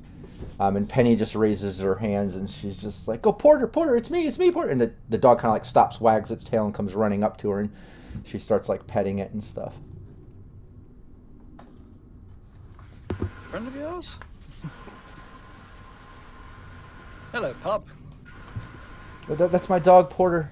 He's okay. She kind of calms the dog down because it barks a few times at Jerry, Yasuke, Sprocket, noticing some strangers here. But she calms the dog down, getting it under control. Good dog. Yeah, and she looks up ahead, and you can see up to the house. You see like a young man kind of walking across the front of the building, and she just kind of like raises her hand and yells out. She's like, "Kenny, it's me, Kenny!" And he looks, "Oh my God, where have you been?" He comes running over to her, and they kind of like meet and hug, and she starts crying a little and explaining like, "Oh my God, these guys came. I was working on the field. They came and they took me." And you can tell she's telling the story of what happened to her, and he's just kind of freaking out. You can tell it's her brother, Kenny. She introduces you to him, and at first he's just kind of shocked, like, "Wow, okay, yeah, nice to meet you. Thanks for saving my sister, but yeah, we should probably step inside." And he starts kind of gesturing to kind of go up to the farmhouse. Yeah, all right. Everything okay? Yeah, let's just get inside. Come on. And as he's walking up, and then you hear him kind of talking with Penny, and he says, he's like, "Yeah, Dad's still out looking for you. He should be back soon. He's been going out ever since yesterday. Like, we've been in a panic. I thought you were dead. I didn't know what happened to you." And they're just kind of talking about that. But yeah, you're making your way up to the farmhouse. Everybody, give me perception survival.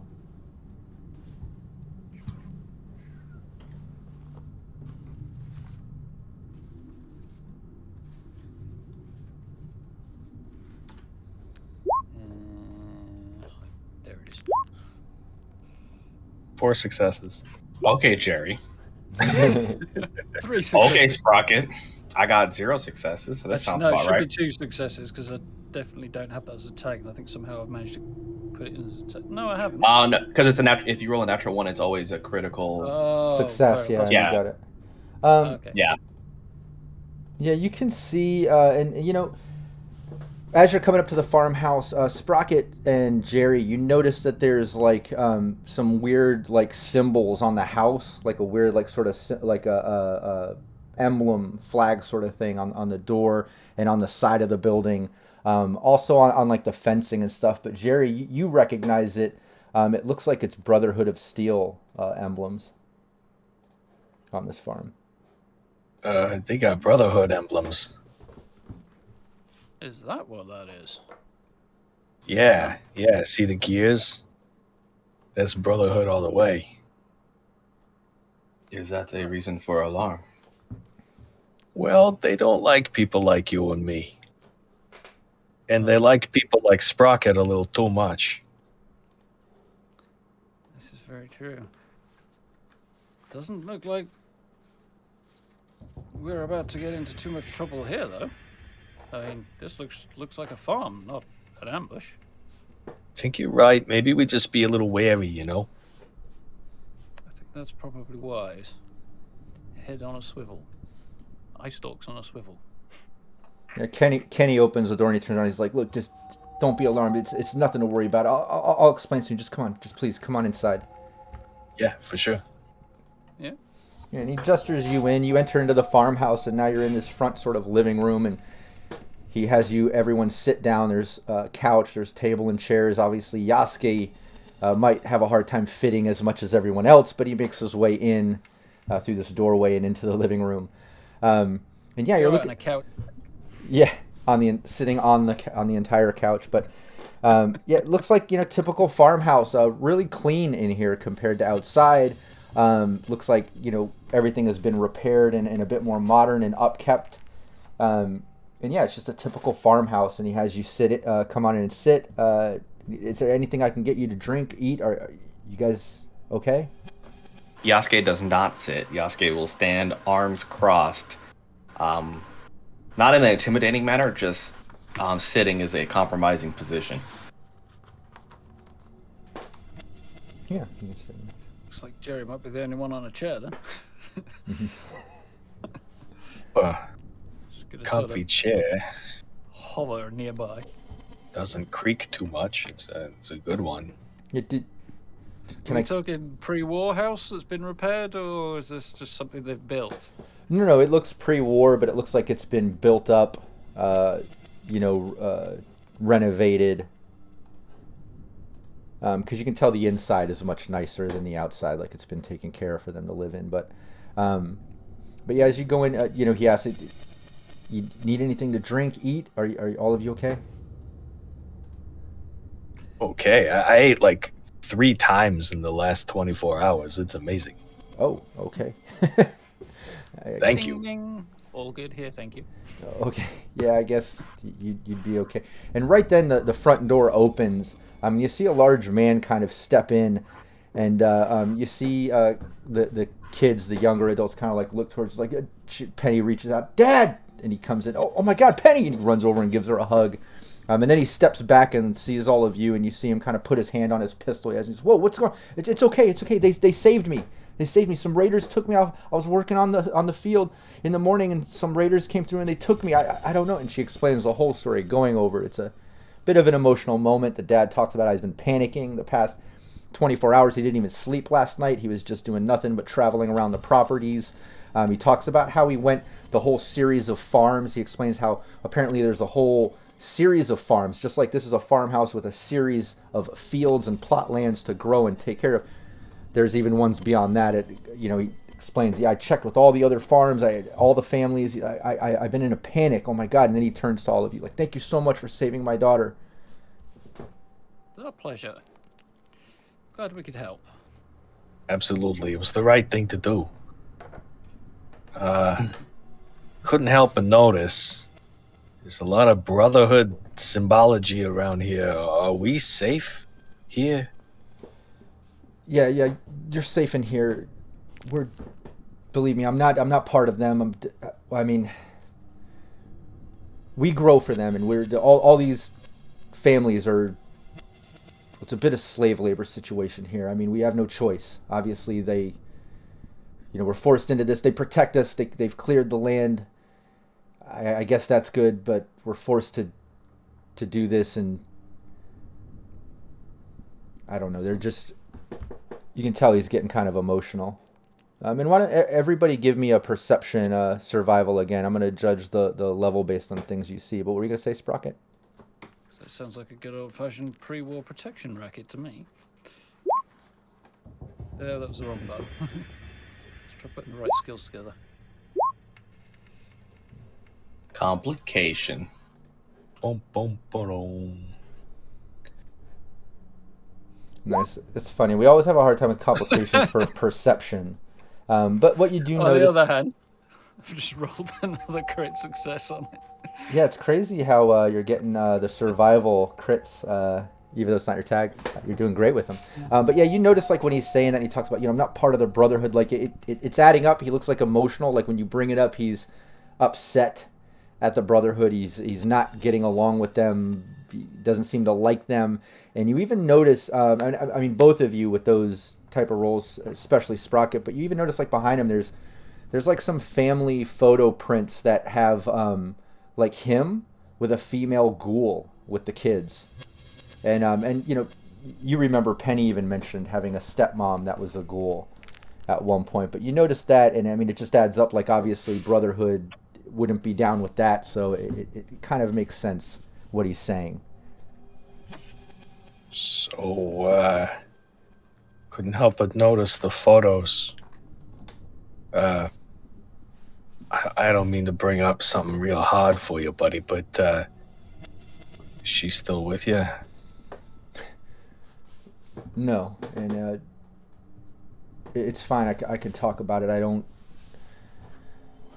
had to let that go. She was my wife, and we accepted her. And then the kids kind of chime in like, we loved her. She was my mom, and like, yeah, she was. And then when the Brotherhood came down here and took over Miami and started their whole thing, clearing the area, trying to make their utopian Brotherhood whatever, and they started clearing out everything, and they came across my wife, and they didn't care that she wasn't feral. They didn't care that she was a caring person. She was loving. She cared for our kids, and she was a good wife, and we took care of our farm. And, well, Brotherhood killed her. I'm terribly sorry to hear it, sir. Forced us to, just like all the families out here, to run our farms for them, for Miami, for the Brotherhood. And I mean, don't get me wrong, we're alive. I'm happy to be alive. But this isn't the life. This isn't what we want. But it's what we have. Are you the only... Do others share your sentiment of distaste of the current state of affairs? Well, out of the family farms, I think we're the only one. The other families got on board with Brotherhood right away, and they even get some kickback from Brotherhood, and we don't get that. I think it has something to do with my wife or something, whatever it is.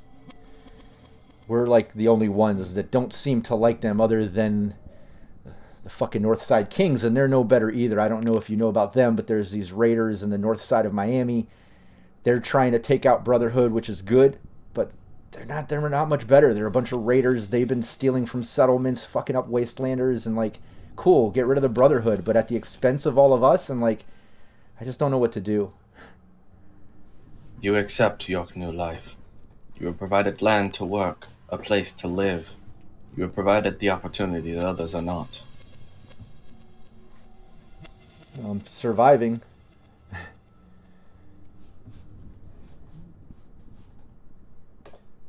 Wow. I fear the news that we're bringing will not make your life any easier. What news are you bringing? Oh. Have you heard about this group further north? Call themselves the Enclave?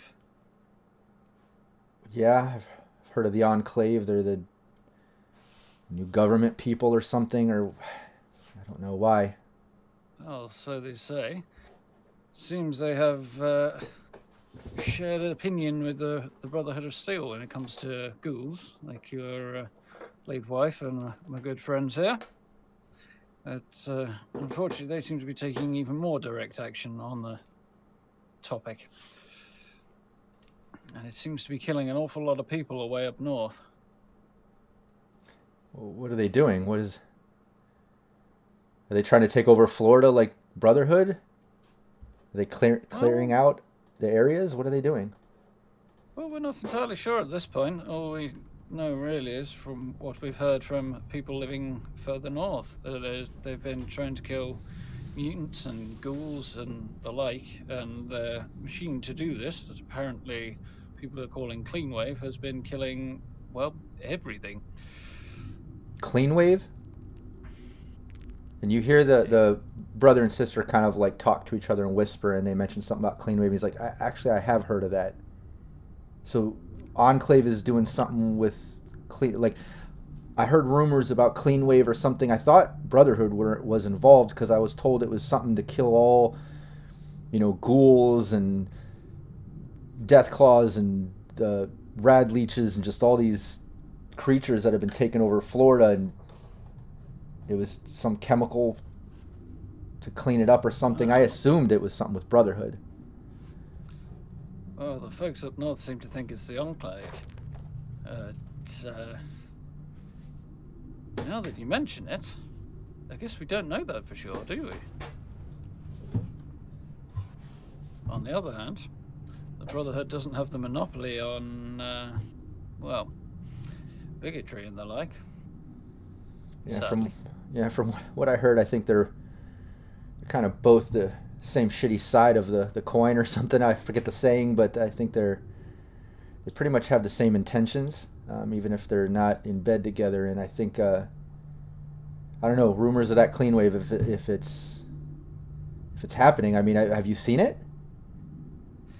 We've seen the after effects, and yeah, it's definitely not pretty. Scorched earth for miles further north. Yeah, well, we haven't had any of that down here.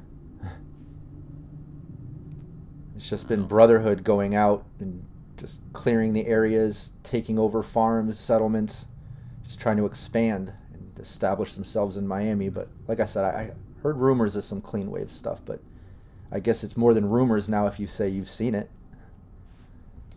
Well, quite. And it's killing all radiated creatures and. Well, it's killing everybody. Oh, really?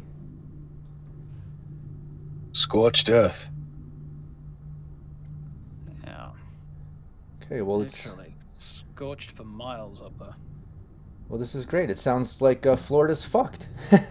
He looks at the kids and they just all like shake their head, and like you can tell he just kind of lost a little bit of life in his face. Like, he's been dealing with Brotherhood and this, and now you're telling him up north Enclave is doing this. Like, he's just like, fuck, man. Like, Florida is fucked. Well, the interesting thing here is thinking that the Enclave is behind this. We were thinking of maybe trying to pit Brotherhood against Enclave and see if we could get them to fight it out and, have one of them kill the other and stop Clean Wave from happening. From what you're saying, I don't know how likely it is we'll be able to make that happen. I mean, I can. What was that, Sprocket? I was going to say, well, you did say, Jerry, that they are very keen on controlling technology. I can't see them, if that's true, I don't see them liking the Enclave having access to this kind of weapon. But they do agree on wanting to clear the wasteland and cleanse it of people like Yasuke and myself and this gentleman's wife. This is true. Well, I suppose if Brotherhood got their hands on it, would they be any better? Then we have only but one solution. They both must be eliminated. Yeah, would have to agree with you on that. I can't imagine that they're gonna agree on things. Brotherhood trying to take over, Enclave trying to take over, whatever methods they're using. I think. I mean, your idea of pinning them against each other sounds great. I think that they're the only ones that can take each other out. They're that big. I don't know how you're gonna do it, but after what you've done with my daughter and helping and just what I've been through, I'll help in any way I can. I don't know what help I can be, but I don't know. I definitely don't want to be hit by this clean wave and scorch the earth and kill everything. I don't want to keep working slave labor for the Brotherhood that's taken over, and I don't know what else to do. It's at that point you hear some rumbling outside, almost like some marching sounds, like, and some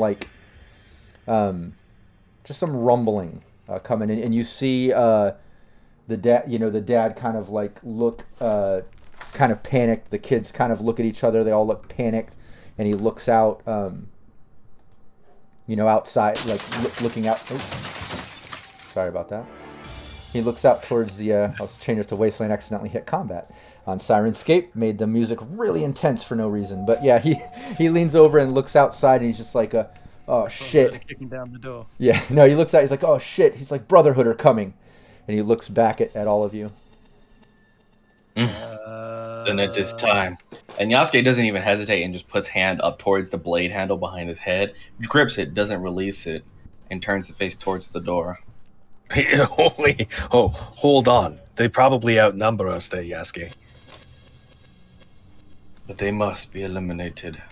And the way of Bushido is not to have fear just because numbers. Yeah, the dad... Right.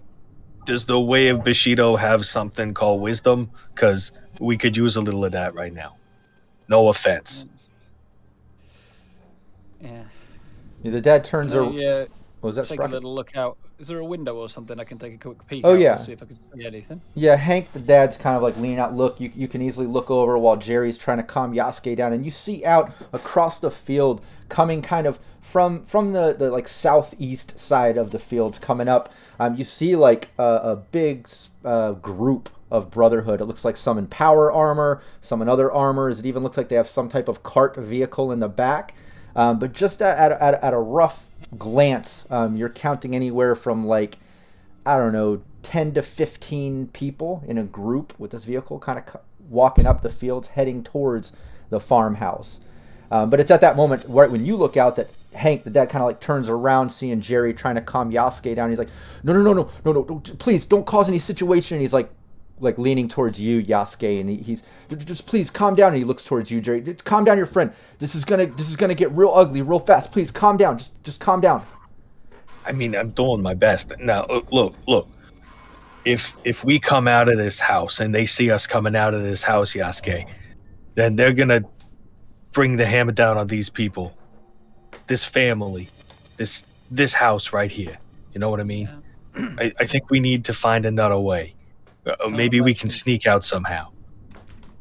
Yes, I can't imagine these guys will look kindly upon this family for sheltering us. And by all accounts that I've heard, they don't seem the type to listen to reason. I think we're better off trying to avoid these guys or hide or something. Yeah, the dad pushes the couch aside and he's like, yes, please, here, just here. And he folds up this rug and he lifts open this big sort of trapdoor that's on the floor underneath the couch, and you see it goes underneath the house into this sort of makeshift cellar. There's a ladder going down. It's just wide enough because it's kind of like a long rectangular, almost think of a normal door but on the floor, flipped open long ways, just wide enough that Yasuke can actually hop down in there. But once down there, Yasuke obviously is going to have to almost crouch down in a ball, because it's a very shallow, small cellar area. But he opens that up and he's like, please, just get down there and be quiet. Just don't cause any problems. Oh, my friend, looks like we can fight and die today, or we can hide and maybe have a chance of winning tomorrow. Or another day. And you see like the hesitation, not like fear, but like nervousness upon seeing this like cellar cramped space. Oh yeah, a little bit of PTSD it might be kicking in for Yasuke. He has anybody watching too. Make sure you watch the session 0 that we had just a couple sessions ago, where we introduced Yasuke to learn about his past and why he might be having some issues with this. But great to mention that. And the rest of you don't even have to do a roll. You notice it right away. Yasuke's looking a little tense, stressed. What's wrong? We should head down, shouldn't we? I don't like being sealed away in the dark, in the quiet. Well, we've got a couple of lights on the Pip-Boys. We do. Would that help? And you see like the hesitation, but then I go last, so I can get out fast. Yeah, Deal. and why doesn't Jerry, who's calming him down too, give me a charisma survival? I don't want to just go with speech, because this is more than just talk. This is a little bit of psychology here, so give me that. Yeah. And then also capricious nature. I just noticed he did a positive plot twist. That's a big reward right there. So let me drop that in. And what timing too? That should make the team feel a little bit better about this situation, because it could have been a lot more stressful if it wasn't for capricious rewarding that. But yeah, give me your charisma survival. Oh, we got 4 -2s. Should I use some of those? Yeah, you got a lot. I'm not gonna lie to you. You probably should. I'm not gonna lie. Yeah. Should I use all of them? Because I think we're pretty. It's up to you. How important would it be to keep Yasuke from freaking out while all these Brotherhood are here? I will tell you the difficulty's probably only a 1. He has a Pip-Boy nightlight, because being told about the light, he's a little okay with the lighting part, but it's still a cramped space. So that was good thinking too, to bring that up. He has a little nightlight, help him calm down. So yeah, we'll say difficulty of 1 for you, Jerry. Okay, that's not as scary, but I'll use Action points too, haven't we? By the way, capricious nature is positive today, negative next time. So be ready next session. it's fair. That's karma. Balance. Getting me back for that clown thing that I did. Yeah, I forgot about that. But yeah, give me charisma survival, and if you want to use, don't forget you have luck to re-roll. You have +2 or -2s. You have I'm gonna action use points. two -2s on this, just in case. Nice. Okay. You got it. It's good. The -2s wouldn't have mattered. what do you? I guess what are you saying to Yasuke to help him be calm, and what's Yasuke's reaction while you're getting down in this cramped space? All right. We're going to use the lights, and we're going to be there with you. You're not alone, okay? We're going to be there, and if you need, I can give you a hug. I'm a good hugger. I could probably only get my arms around, like, your bicep, but it's better than nothing, And Yasuke is kind of like, it still see the tension, but as like we kind of move in, Yasuke begrudgingly but willingly kind of enters, like hard gripping the wall, almost gripping the wall, like fingers are digging into the wall, wanting to like rip the entire floor out, but is like using the wall to also brace himself, as you can actually see like visible shaking from the nerves of how tense he is. Yeah, but he's down there and quiet. Yeah, it's almost okay. almost cracking the foundation, holding the house up. He's that strong. Perhaps we should consider trying to meditate while we're down here. Would that help? Yes. And you can just hear the soft breathing as he just repeats like a soft mantra, if you will, of words kind of under his breath. Gi, re, yu, meyo, jin, makoto, chu. And just repeats those 7 phrases softly under his breath. Nice. And are those his 7 moral codes that he lives by? That is the 7 virtues of Bushido that he recalls. Nice, awesome. Yeah, the rest of the team, you hear him kind of getting in that meditative state. It looks like Jerry, it worked. You were able to kind of calm him down, reassure him, and get him in that more calming state of mind. As you hear the stomping and the sounds getting louder and louder, as you hear it coming up the porch, the front door open. Everybody give me just a perception survival. Again, I'm not setting a difficulty. This is just to gauge who hears what and at what level of information passes through. It might be a little bit of homebrew, anybody watching, but I kind of like to use perception a little more dynamic to see how much I reveal to the team. Ooh, nice. Hell yeah, Sprocket, finally, coming through with the perception. I got a complication. You were having some bad luck with it earlier, right? Yeah, I boosted it up with the last level, and Awesome. only a little, but apparently it's making a bit of a difference. That and some lucky rolls. Hell yeah. But we do have Jerry's complication. Oh, and a to factor in. complication. Okay, cool. Yep. Yeah, I'll say, you're basically hearing Brotherhood approaching. You can hear him engaging in conversation with Hank. It's hard to make out everything. Jerry, it almost seems like it's going bad. Like to you, you almost think like they're about to come down here and open the trapdoor, like they're interrogating Hank, and it's not going well from what you're hearing, but you're not making it out enough detail. Whereas Sprocket, you hear everything clear as day, and it's not going that way. You can tell Jerry's panicking inappropriately, like it doesn't make sense why, he's hearing it wrong. But you're hearing it, and you can hear Hank discussing with them, going back and forth, talking about, no, I found my daughter. Yeah, she was just out in the wasteland. Some raiders took her. I came across them. Luckily, I took them out, and I got my daughter back. Everything's fine now.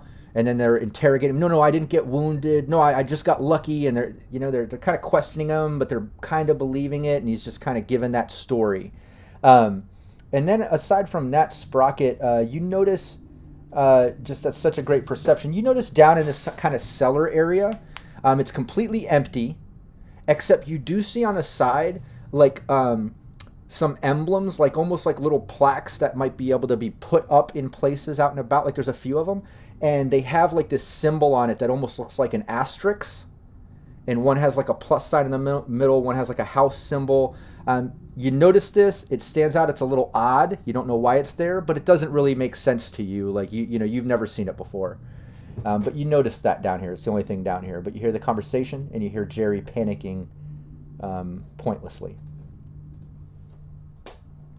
I'm going to see if I can just sort of indicate to Jerry silently that it's okay. So.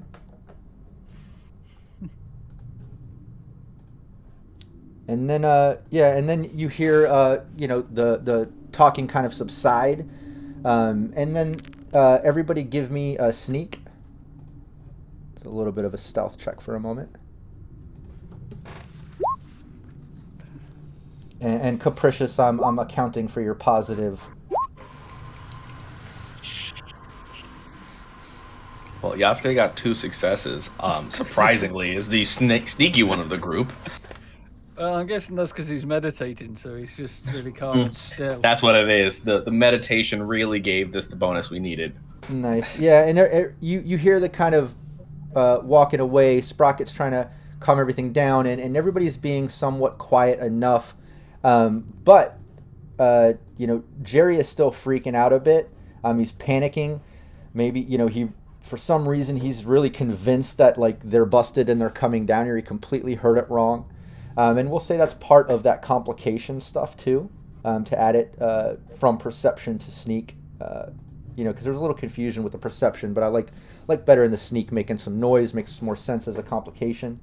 And then you can kind of hear, the conversations come back. You hear someone, wait, what was that? And again, this is Sprocket hearing all of these details. And then you hear Hank kind of arguing with the Brotherhood, like, no, it was just my kids, and then the kids come in like, oh, no, I just dropped this. And like, you hear him like talking about dropping something, covering up for Jerry making noise. And then you hear the kind of group walk off as the marches go off in the distance, thanks to Capricious Nature, positive plot twist.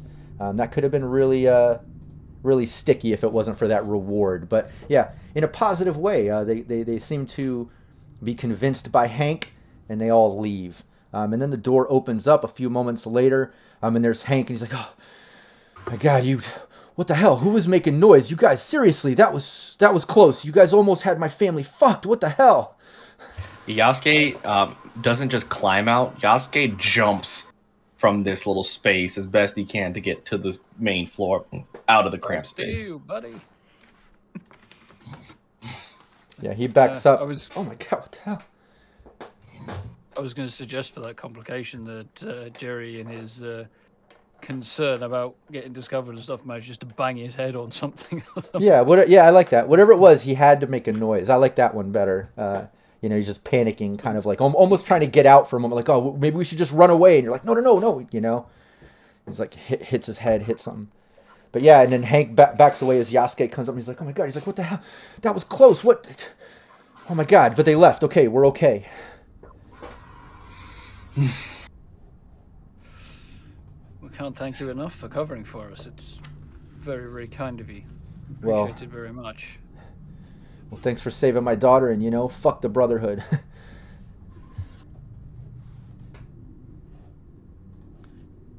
We must eliminate them.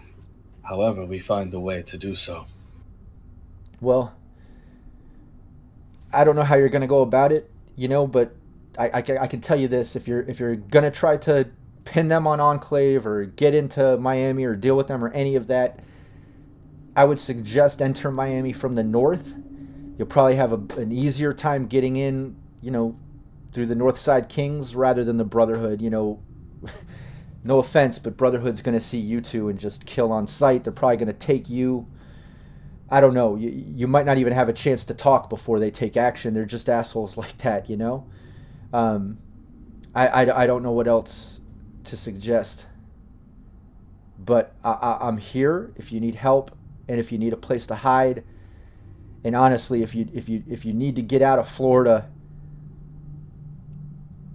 I have a series of safe houses that I work with that I might be able to get you out if that's a last resort or something. But I'm here. I'm indebted to you. We have an objective. The Northside Kings, as you say, are they more competent or more powerful than the Brotherhood? Well, no. I mean, Brotherhood, they have all the tech in the area, all the weapons. They have the numbers too. I mean, but Northside Kings got numbers too. But I think their benefit is they're kind of crazy. They're a bunch of raiders. They have a bunch of traps and ambush setups and bottlenecks all in North Miami. Like, Brotherhood hasn't been able to take over completely. They've at least kind of kept them on the south side and South Beach, but I mean, I think if they really got into it, Brotherhood would probably take them out. It'd be a tough fight. But Brotherhood, man, they just got all that tech, all that equipment and shit. It's just... Then all we need to do is get the Northside Kings to help in the elimination of Brotherhood. Then we remove the Kings and the Enclave. Well, it sounds like if Enclave's up there and they're just as tough as Brotherhood, maybe your idea of pinning those two on each other might be good. And then if somehow while they're going at it, you could take out all of them in one swoop somehow, or they take out each other, or I don't know. But I fear if you take out Northside Kings and Brotherhood's left, then Enclave's going to take over Florida with that clean wave shit you talked about. And then if you take out Enclave, Brotherhood's going to keep taking over. I don't know what to do. I just know we're stuck, and you guys have been the only chance. Elimination of the Brotherhood gives the Northside Kings enough power to recklessly charge for the Enclave. And then the Enclave shall be removed as well. And if those kings, as they call themselves, do not have the interests of people in mind, then they too shall be removed from the equation. There's one other factor that we could consider, and I don't really like it. What about this? I'm going to pull out the circuit board we took from the missile silo. What's that? How's that going to help? Hank looks confused. Well, Yasuke it is happens to confused. be a military-grade circuit board that's able to control a panel to launch a nuke. Or something like that. It's a really big missile. And you have access to that? We do. Potentially, yes.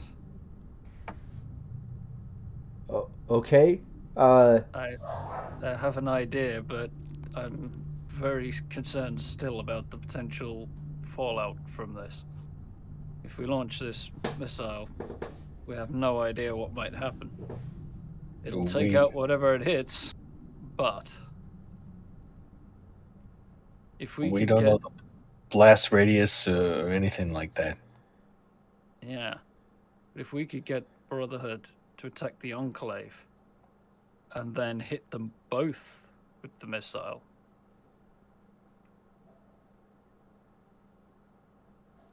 The problem stands. We have no way to understand a way to make these two sides battle. They have common interests. Which brings us back to the question of whether or not Brotherhood might want to take Cleanwave away from the Enclave. Well, all these options sound like they could maybe work. They sound better than the current situation we're in down here. And like I said, I don't think we've had any hope, of getting out of this in a really long time. It sounds like if you've got access to some missile, you've got, knowledge of this clean wave shit, and somehow you can pin them on each other, or you can work the Northside Kings or whatever. I don't know. I'm just surviving here, but like I said, if there's anything I can do to help, I'm here. It sounds like these are our only chances or hopes to, I don't know, be free again from all these asshole factions. I don't know.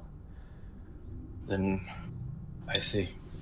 Our only potential ally at this moment remains the Northside Kings. They are the least likely to be directly hostile. This is very true. And if they are as they are more civilian than the Enclave and Brotherhood. If the Northside Kings can spread dissidence amongst the people, speaking of this clean wave, speaking of having nukes, then the Enclave and Brotherhood have no choice but to find a moment to come in the middle. If the Northside Kings have the potential to have a nuke pointed at either, then both will respond accordingly.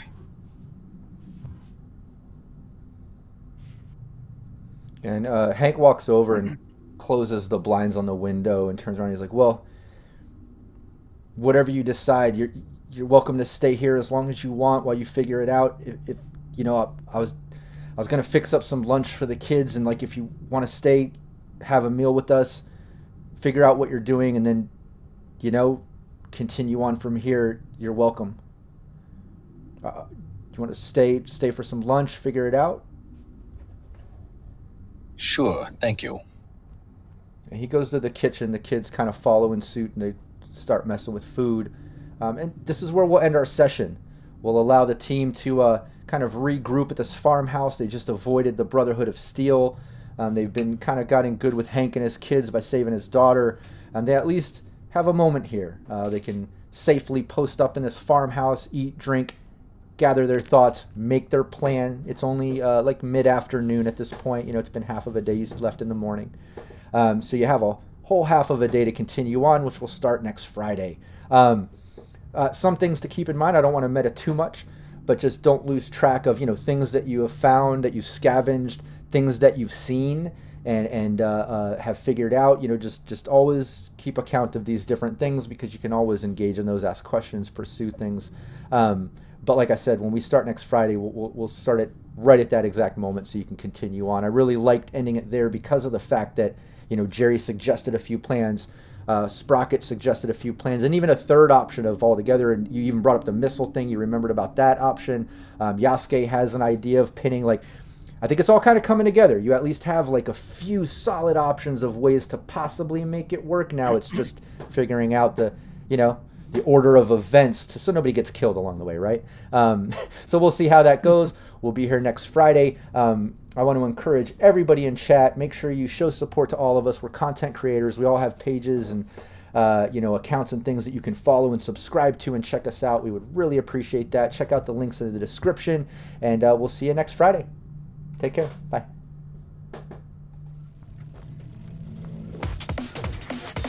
Cybernation Uncensored.